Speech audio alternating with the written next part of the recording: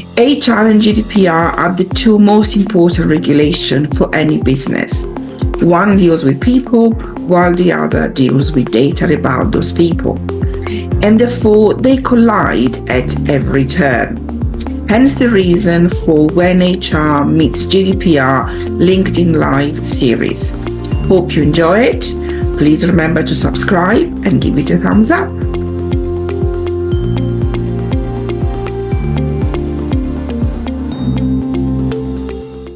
Good morning, everyone, and welcome. Welcome to our second session of When HR Meets GDPR. So today's session, we're going to be talking about data and the data culture within organisations. Before we get started on this subject, which I think is a fascinating one, Cristina, did you want to introduce yourself? Yes, I'll do a brief introduction. So first of all, apologies everybody.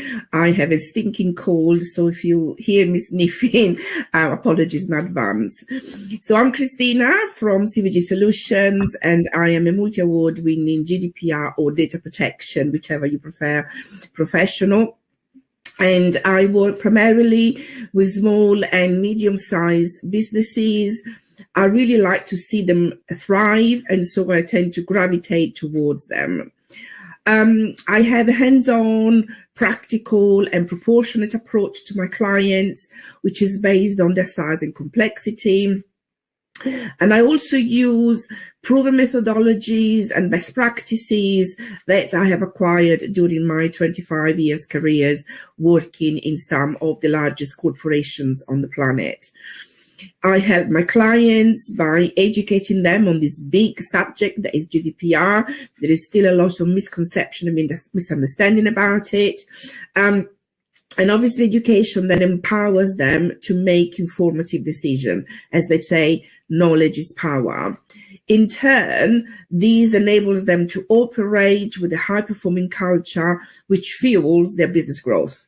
So it's all about educating, empowering and enabling. Julie, do you want to introduce yourself? Yeah, of course. So I'm Julie from Be You Consultancy and Coaching. And like Cristina, I truly believe in empowering people. So I have a portfolio business where I have a HR consultancy, and that's providing ad hoc or regular support to customers, small, medium-sized businesses. But also I'm a confidence and leadership coach. So for me, again, it's really about that empowering, sharing the knowledge, talking things through and looking for the right solution for the customer. I think that's the most important thing. And that's why I really enjoy these sessions where we've got that blend of HR and GDPR in the room. Yes, absolutely. So just before we begin, a little bit of housekeeping. We just want to make you aware that this session is being recorded and it will be used by both of us for promoting our services and also future LinkedIn Lives, which we'll let you know about it later at the end. So as Julie mentioned, today's topic is data culture. So let's explore what actually data culture means. So in very simple terms, data culture is the collective behavior and beliefs of people within an organization and using that data for their decision making. So it's based on common understanding and common values for the data. And so it's about using the existing data, so in other words, the facts, to make those decisions rather than relying on intuition, your gut feelings. So the culture or the data culture of an organization then impacts on how data is collected, analyzed, used, stored, deleted, etc. So with this in mind, I think it's important to look at the different types of organizational culture. I believe this is more your area of expertise, Julie. Yeah, completely. And I think it's so important to have that awareness that the data culture and the culture of an organization is so entwined, because, of course, without one, you haven't got the other. But the culture within the business really empowers and impacts how the data is handled within a business. So if we think of an autocratic style of organisation, so that's really where you've got your management tiers saying, do as I say. If I say jump, how high? Thinking about the types of data and the culture that may be there might be very much you can't challenge. This is the way we've done things. This is the way we've always done things. You need to follow me. If we think about democratic style of organisation, where we're asking people, well, what do you think? How do you feel?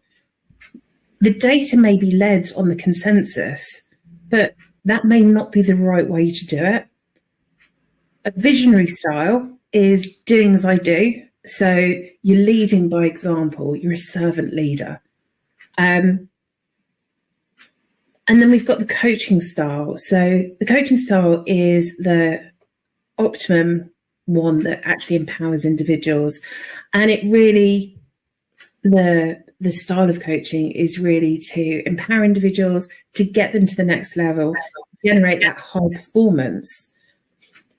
If we think about that, that's where everyone wants to get to in terms of organisations and how people are led so that they can grow those ideas themselves. And when we think about the data, it really comes from that, where we're giving people the ownership to think for themselves. Yes, I agree. And also, like you say, coaching or the coaching culture promotes continuous improvement, data quality, which then aids a high-performing culture and business growth.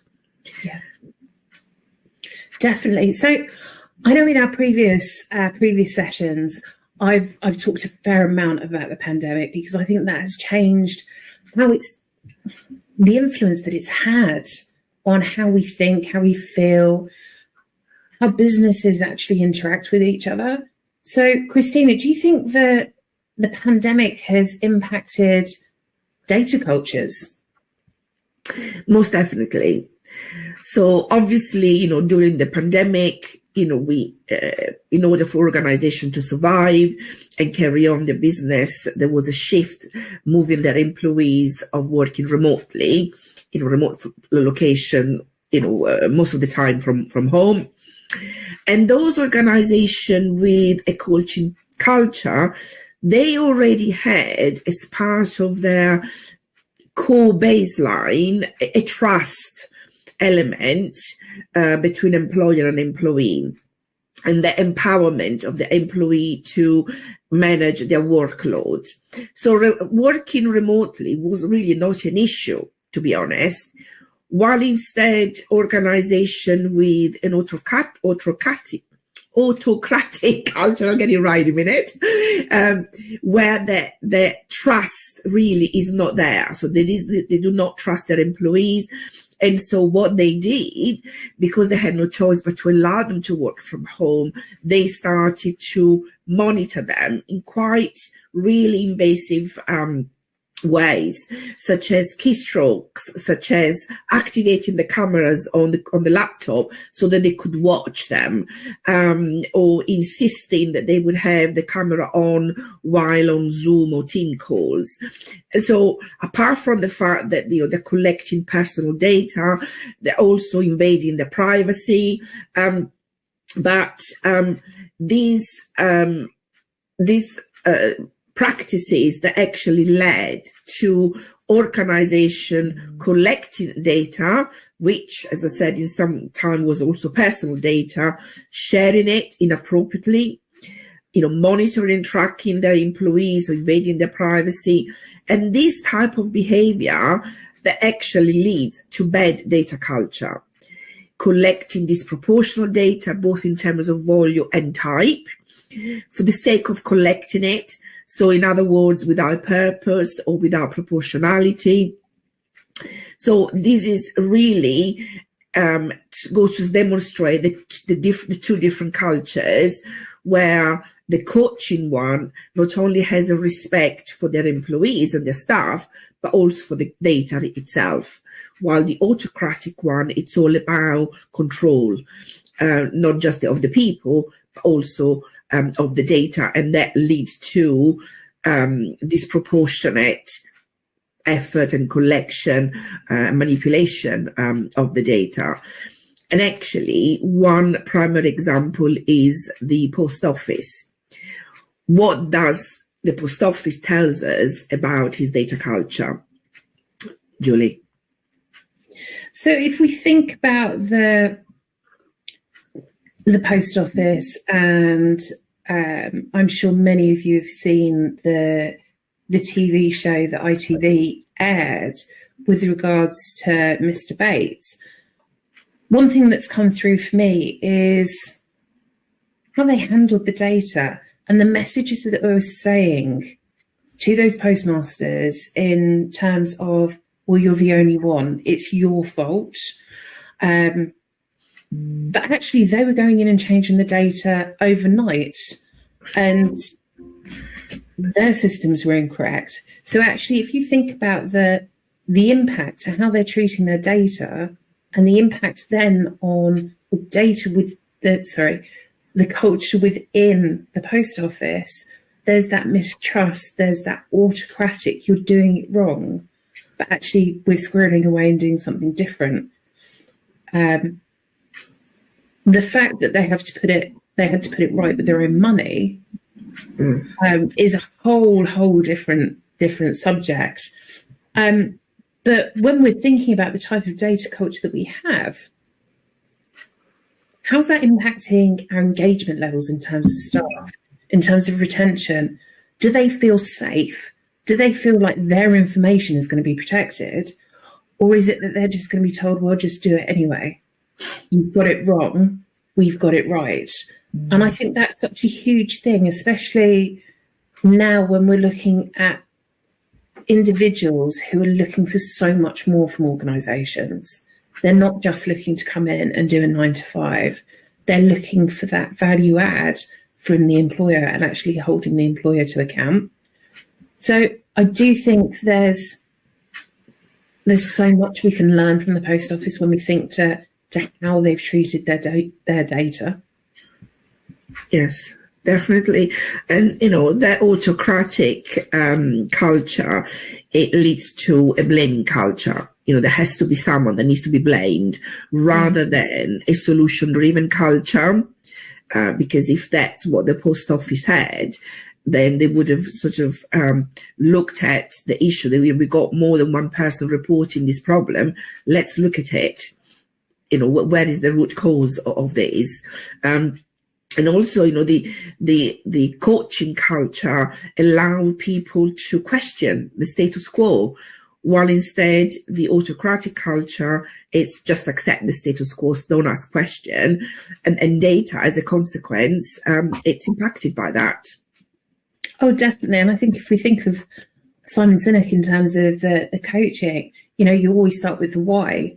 So if the post office had that coaching culture within their data, it'd be like, well, actually, we've had someone say this happen. Right, let's start with the why. What's going on? Why is it happening? What does that mean? What does that look like? To unearth that answer rather than just, it's your fault, you're wrong. Yeah. And of course, hindsight is a wonderful thing. Yes. That's one to be added. But I think it's so valuable that we take time as individuals to learn from that, because we don't want to be the next ITV drama. No. Well, I certainly don't want to be. For our organisations. So, Cristina, when it comes to data, what would be the top 5 points that you would suggest to people? Okay, so the first one that comes to mind is records management. So know your data, classify your data, know the purpose of your data. Is it for internal use? Is it for external use? Or is it commercially confidential? Is it personal data? Is it, finance data, etc.? So classify that and create some kind of asset register. But I would also recommend quite strongly the use of naming convention to support that records management. And I always do that with all of my clients. So that means that the naming of your files or your documents is then standardized across your organization and across departments, because that, as I said, supports record management. Then another point would be to have ROPA. ROPA stands for Records of Processing Activities, which, apart from being a requirement under the GDPR, it actually is a very useful tool to understand the data that you capture, that you use, what you're using it for, who you're sharing it with, how long you're retaining it, etc., etc. So it's a really, really great tool to have, and I use it all the time with my clients, and I support that with a data flow map that sort of shows at what point in the various processes, the triggers of where the data is collected and what type of data is collected. Because that gives you a holistic view, and I usually do it by process of what data you have, so you can manage it.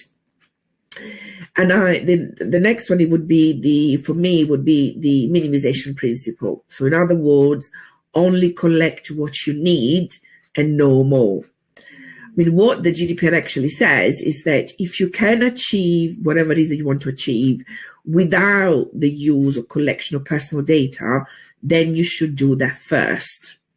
So really question, do we need this data? Can we do this in a different way?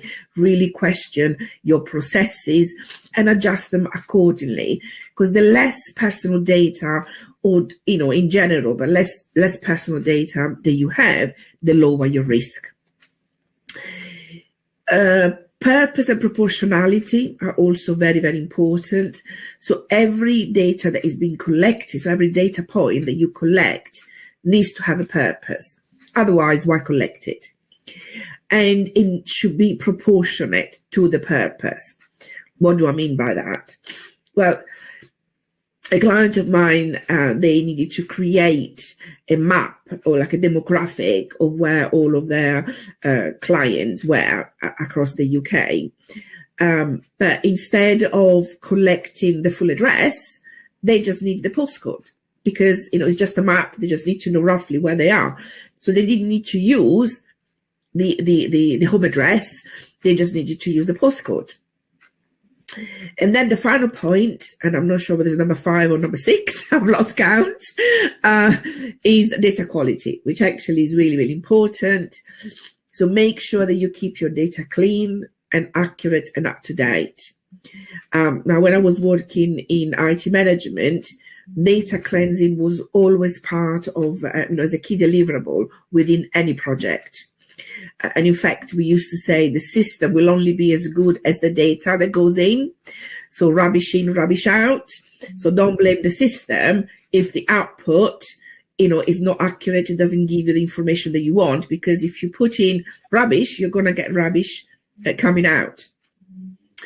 And with that in mind, actually, Julie, can you share with us some horror story that you've come across in your HR career with regards to data, obviously? Yeah, the general horror stories. Before I do that, I must say, if people have got comments or questions that they want to ask, we have got some time at the end. But if you want to put them in either to the StreamYard or into LinkedIn Live, we'll go through them as many as possible towards the end. And also, if we've got HR people, their horrors as well. I'm always intrigued when it comes to data. Now, I'm going to caveat this with the fact that I've been in HR for over 24 years. So I have a few to tell. But I think the ones that I see come up the most are things called wow lists or Uzi lists. And the wow list is an acronym for waste of wages, an easy list of who do you want to get rid of, both inappropriate, both why are you collecting that information, why are you writing it down. Now, when we say write it down, gone are the days of pen and paper in most organisations, but it's still text messages, it's still instant messages, emails, things like that, that can be used if requested for subject access requests. And what leaders, managers would do, add to the easy list, add to the waste of wages, let's check on that. Now, the culture within the business was one that was light-hearted, it was focused in terms of getting things done. But imagine the impact if someone got hold of that list and they were on it, or a friend was on it, the impact to the organisation, to the engagement, the media damage that would be caused by that. And previously, I've had HR individuals pull out the easy list and say, let's have a look at this. I'm like, let's not. Don't want to know. Because I don't want my reputation to be damaged by that. But also, as an individual, I certainly know how I would feel if I was on that list. And I think once someone has been impacted by something like that or experienced it, they're not going to forget that. And you think of, you've been to a restaurant, you've had a bad meal. You tell as many people as possible, whether you mean to or not, you just do. And if we think about that for organisations, how quick that can spread, especially on social media. We've got Glassdoor, we've got other review sites where things can just spiral, and they can really damage organisations and their reputations. So whilst it sounds fun, it's not. The damage is too much, the risk is too great. So what I would suggest is if any of you know of any lists like that, get rid. Never talk about them again. Now, I did mention when I was talking about that subject access request. So, Cristina, what kind of things do we need to think of? And what are subject access requests? Okay, so SAR, which is SAR, which is short for subject access request. So it's when an individual, which could be your employee, it could be a customer, or even a supplier, ask for copies of their data. So that's roughly what that is. But they tend to come when you least expect it. So as an organization, you need to ensure that you have a robust process in place to deal with them in a way that is effective and efficient. You only have 1 month to turn it around, which, you might think, oh, we've got plenty of time. Actually, when you look closely at it, it isn't. So it's really important that your staff is trained on how to deal with subject access requests, how to recognize them, how to, to whom do they need to escalate to, etc. You want to look at your, like I said earlier, your data flow, you map your data flow in your system, because data could be in more than one system, and you got to retrieve all of that. Because a SAR is not just about digging out, if you want, the emails that the requester has created, to colleagues or to customers, but also emails from other colleagues, so between them, that talked about, expressed an opinion about the requester. So because it's about them, it's about the requester, then it's in scope, is looking at documents that might have the name or initial of the requester. As I said, opinion that has been expressed in disciplinary, in grievances, in performance review, all of that is in scope. Don't forget chats, you might have in Teams or WhatsApp or other systems.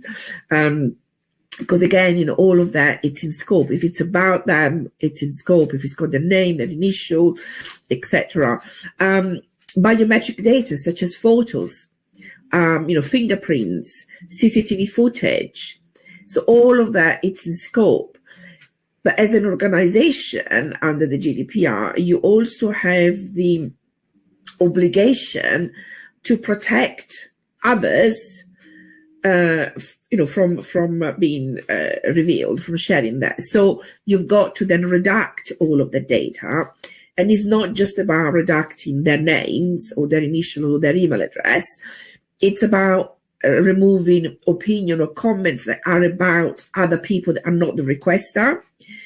It's also redacting, CCTV footage or photos. If you have a photo that has more than one person, the requester plus other people, then the other people need to be redacted. Potentially even voice recording needs to be redacted. So do you have the right system that allows you to do that? And do you have the right processes, and have your people been trained on how to deal with that, so that you can complete your turnaround within the 1 month deadline? I think some really valid points there. And I certainly know when they introduced subject access requests, they attached a fee to the request of the information because everyone was so concerned that as soon as they allow people to access the data, there would be a flood of requests. Thankfully, certainly in the organisation I worked in, there wasn't, but it was thought that there really would be. But I think there's one obvious tell for me about the data culture within organisations is when you say you've had a subject access request, how grey or pale or sweaty do the people go when you tell them? Because if they do, you can guarantee there's something there that shouldn't be there. Yes. So, and if we think of the instance that we had with Nigel Farage, he wanted to open a bank account with Kurt. Then he submitted a subject access request, and it was revealed it was a communication between two colleagues within the bank that sort of basically said, we're not going to accept his submission because of his political views. So that was exposed because of the subject access, because their comment was about him. So, so be careful what you write, I suppose, as well. We don't want to terrify. But it's that education piece, isn't it? And I think when we think about instant messaging and WhatsApp, and I think generally social media, people are very, very quick to give their opinions without necessarily thinking things through. So where do we stand on instant messages, WhatsApp, where people are using? And I think there's those two parts, isn't there? Whether it's business or personal devices. Yes. I mean, I would say, as an organization, choose a system, whatever that is, whether it's Team, whether it's WhatsApp or whatever, and stick with that. But also make sure that the business data, the personal data is kept in separate accounts. So, because obviously the data in terms of messaging, it's on the business account will be in scope for SAR, while personal will not. So you want to keep that separate, because will then also make your life easier when it comes to dealing with the SAR and redacting. Now, WhatsApp seems to me very popular for instant messages, and is also used for sharing documents, images, video, etc. While this particular app is end-to-end encrypted, so it's still relatively safe to do that, but you've got to remember that the backup is not encrypted. So you've got to encrypt it because it's not done automatically. So that means that you're still vulnerable. With Teams, because it's part of your Microsoft 365 infrastructure, so long as you've got the backup, which Microsoft doesn't provide, by the way, so speak to your IT provider, then those chats, those messages are backed up. So it's okay, but you need to check with your IT provider. Now, there is always the other thing that needs to be considered is many businesses allow the use of the best personal devices without putting in place a correct or appropriate control mechanism to control and contain the risk.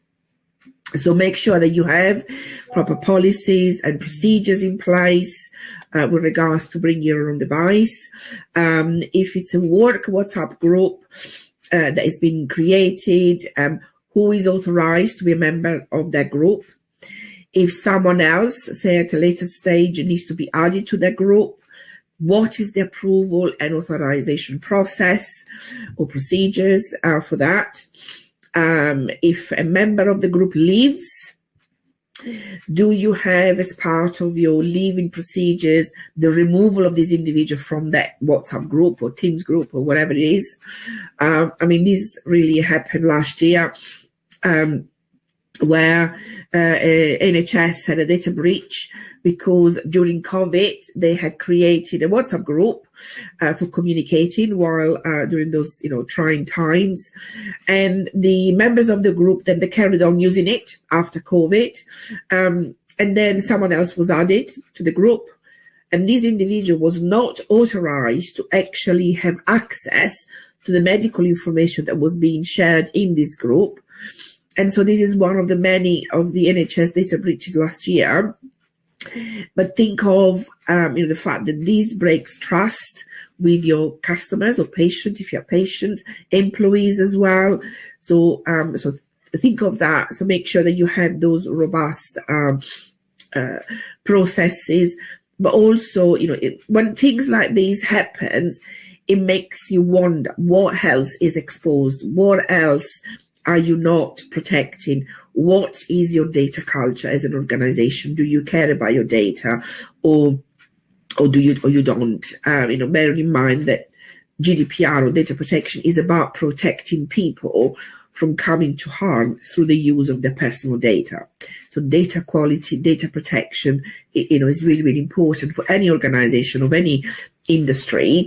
And data is not just email and phone numbers. It's a lot more, and that's why that ROPA that I mentioned earlier, that data inventory and the data flow map really, really help you to really understand what data you are collecting, how you're using it, who you're sharing it with, what system is it in, so how you have that holistic overview of your organization, which will then also allows you to improve, and that leads to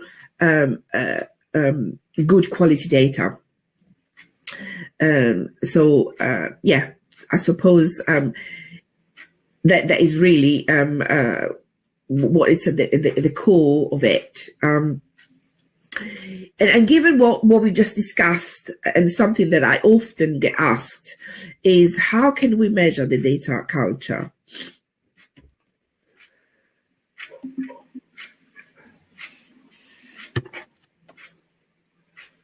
So I think for me, with regards to the measurement of data culture, there's so many different ways that we can look at it. Whether we look at it as part of engagement surveys, and ask that question, how do you feel about the data? Do you think the data being collected is appropriate? Even if we are asking, do people know how long the retention periods are for data? Are we keeping things that we should be keeping, or are we just keeping things in case something might happen? I was talking with with someone the other day about data retention, and actually they looked at a filing cabinet and said, oh, I think everyone's still in there that left. Like, right, let's discuss that. Because actually that can lead to a lot of issues, because even there's the concern that the data isn't being treated properly. As we've mentioned throughout today, is thinking about your business culture and then thinking about the impact of what is the data culture. If you've got that autocratic style of leadership, is it likely that you're going to have a coaching style of data culture? Possibly not. And just because you've always done something doesn't mean that's the right thing to do. And I think when we're thinking of data again, it's that overview, isn't there? There's so much data on everyone at the moment, and that's only going to get worse as we use more and more technology. I still refer to penning letters to people and writing. And you think, haven't done that for years. It's all online. It's all instant, and actually, all of that is data in itself. I think other ways we can measure data culture is by exit interviews. Considering why people are leaving the business. Because if they're leaving for something to do with culture, there might be a tie into the data as well. But also, we're not saying go out and do anything new. Think about the data that you've already got that might give you an indication on how to measure it. Is it the best data culture that you can get for your organisation, or is it a starting point and you know you've got a journey to get to? I think all of these things are considerations that you need to have, rather than just thinking, right, we need to spend X amount on this process to get it right. What have you got? What is your data telling you? And what are your people telling you as well? It's a huge thing. Yes, and again, build into your data culture the cleansing and of your data. So data quality is really, really important, because if you're using it to make a formative decision, if the data is wrong or out of date, then that decision will be based on wrong information. So data quality is really, really really key. We've had a question coming through.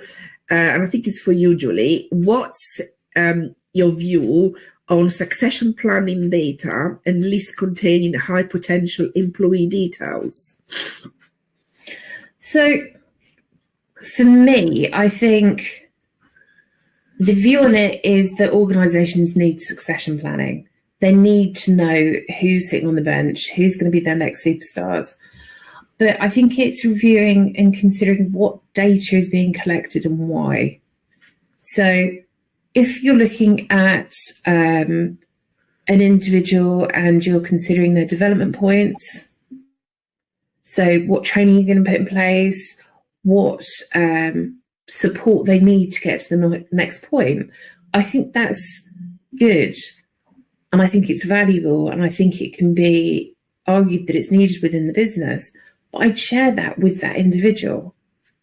I certainly know of organisations that will do succession planning, but then they don't talk to the individual about it. Mm-hmm. And where the trust can be broken is where there's information on you. You know there's information on you, but you don't know what it is. So it could be good, could be bad. And I don't know about the rest of you, but that little voice in my head tends to then come along and go, well, it must be bad. It can't be good. So therefore, I want to know about it and what if. And if that seed of doubt forms, then we start to have an issue. Yeah, absolutely. So I would say succession planning is really, really good, really vital for organisations. But thinking about what information you're retaining. And also, if you've got issues with, so if you're looking at part of your succession planning and you're looking at your high performers and your low performers, the low performers, again, be really mindful about what details you're taking, whether they go onto that WOW list, the waste of wages list, the Uzi list, the whatever other list there might be under the sun. and actually think about, right, what development do they need? Are there timelines that we need to consider? But again, feed that back to the individual. Make sure you're giving them that chance. Because if it's seen as supportive, of course, that's a completely different mindset to you trying to get me out of the business. Cristina, I don't know if you'd add anything to that. Just in terms of from a data protection perspective, GDPR does not prevent you from having this list, from having a succession planning. You need that, and I totally support that for the survival of your organization, to promote your employees, to ensure that you retain talent or you develop those that are underperforming, which sometimes underperforming. For lots of different reasons, not just necessarily because they don't care. But what the regulation does, it does provide us with security measures. And so you could have those lists password protected, for example. You could put them in in an area that access is restricted just to those that need access to them.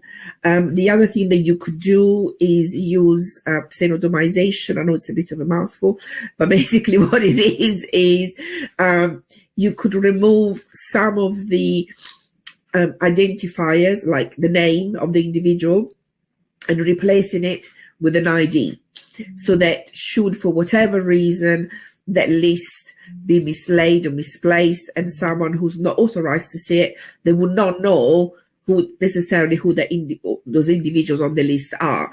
So, I'm not saying, carry on, do the succession planning. Succession planning is important, is vital, I would also actually say. Just be mindful and make sure that you have the security measures around it to protect the data. Sorry. Definitely. As you were saying that, I was thinking about, I had a very long debate with an individual with regards to anonymizing all data, taking all the data out of the HR system, right, anonymizing it all, including any ID, right, and then making sure that you could keep it up to date. And it was fascinating because my argument was, of course, you wouldn't know who's left the business, who's joined the business. Yeah. If you really anonymise, can't even say the word now. Anonymization. I found it very difficult to say those words. But I think it's that you still got to be able to use the data. You've got to be mindful of what data you're collecting, but if you're collecting it, it's got to be for a purpose. So you still got to make it usable. Yeah. And I think yes. And if you are anonymizing the data, you're stripping it of all of the personal identifiers. So you're not going to know who's who. And in some instances, that is the right approach. Don't get me wrong. And in fact, under the GDPR, if the data is anonymized, it's actually out of scope because you can't identify who's who. But there might be instances like in a succession planning where anonymizing everything is probably not the right course of action. So it might be a better approach. Put luck on this succession, definitely. So when we're thinking about the data and getting it right, there's obviously a lot of considerations that we need to take on board. But what are the risks of getting it wrong?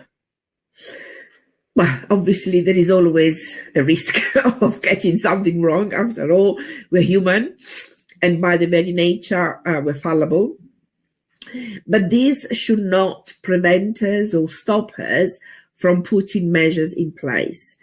Getting it wrong is part of learning. It gives us in my opinion, the opportunity to put it right. So for me, the doing nothing is actually worse.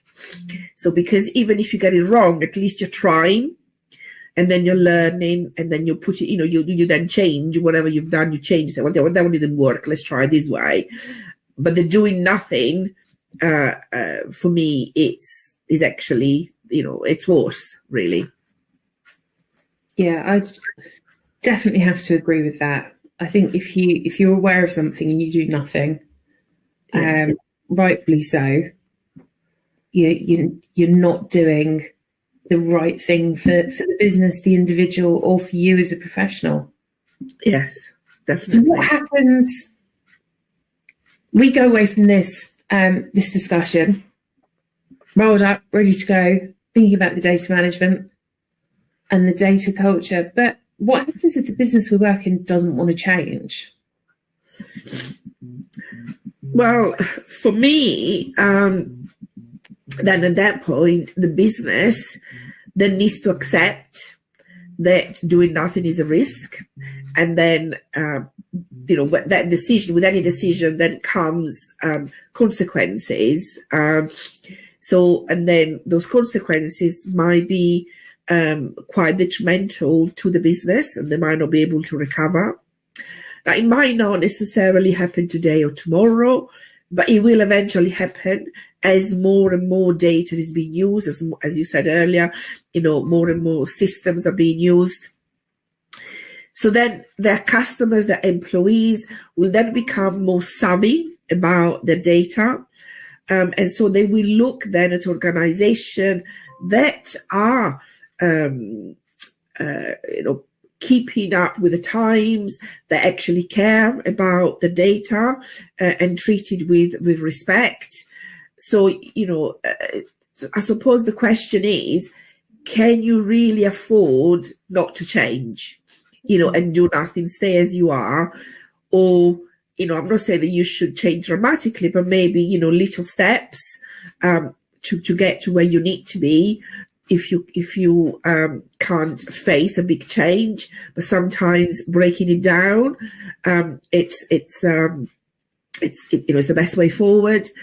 But again, going back to what I was saying earlier, not changing, doing nothing, in this day and age is probably not the right course of action, and particularly obviously with data. Yeah, and I think you're so right in terms of it's not just necessarily the risk right now. Yes. It's the risk now, but also what that risk looks like in the future. If we're thinking about risk, it isn't just based on someone doing subject access request. No. At all. But if we think about, again, we go back to the post office, and because it's such unfortunately, a good example of where data culture has gone wrong. If we think about post office, we think about their brand's been impacted, the publicity that they've had, the customers and the customers' engagement with the post office, potential legal action being taken, fines being taken, their supply chain being brought into question, let alone employee engagement and productivity. Yeah. And I think that's the thing. It's such a huge, for something that could be so straightforward in terms of the data and its process and how it's managed and the culture around it, the risk of it is so big if it goes wrong. Yeah. And I think it's something, as I say, we're constantly exchanging data all of the time. But how many times do we stop and think, what am I doing? Why am I doing this? Is the best way to do it? Do I need to do this? What information am I retaining or sharing? Is it the right thing to do? I think there's so many areas that need to be taken into consideration. Yeah. So in terms of instant messaging, because I think for me as a HR person, okay, instant messaging always comes across and makes me quite nervous when someone says, I won't put it on email. I'll WhatsApp you about it. Yeah. That's one of those things that always gets me in a bit of a cold sweat of, here we go again.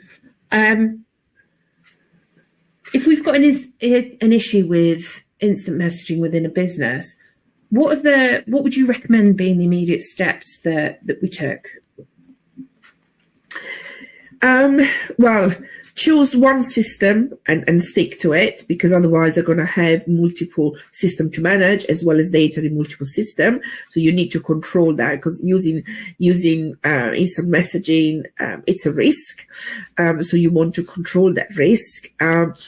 Also ensure that it is used for work-related activities. Like I said earlier, make sure the accounts are kept separate. Issue the appropriate policies and procedures that gives the appropriate provision for those for using separate accounts for different purposes, and ensure that those processes and procedures are in place and followed.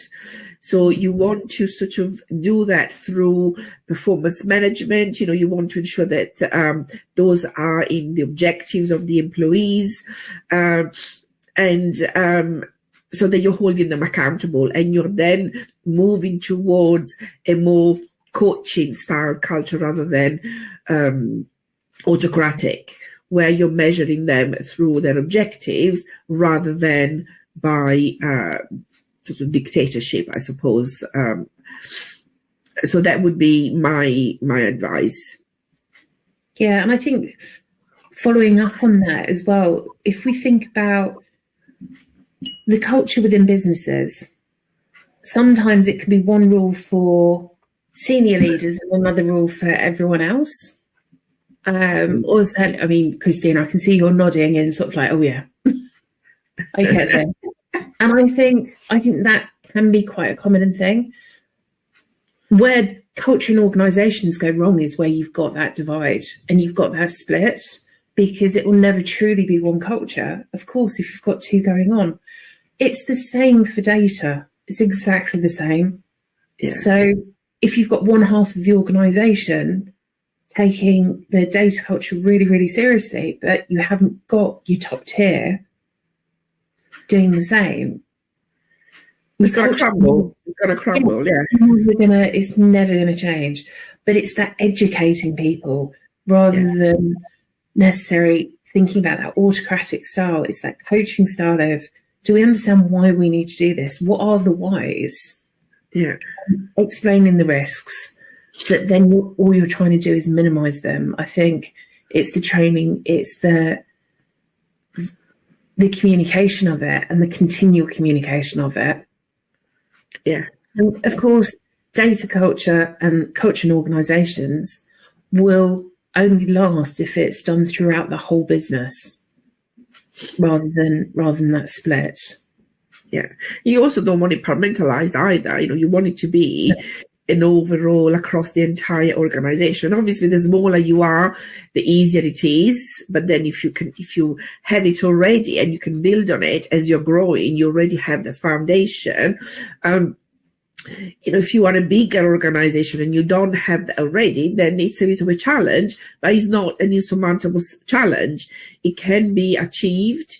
It might take longer. You might need to put additional effort into it. You might require to bring in some expertise to support you, but it's not insurmountable. As I said, it is all achievable. I think the willingness is the key. So long as you're willing and the top tiers is willing, everybody else will follow. But it is the top tier that needs to have that drive and that desire, because otherwise it's just not going to go anywhere, because it's like driving a car without an engine. It's not going to go far, is it? That's such a good image. Such a good image. And of course, where can people get help on changing the culture?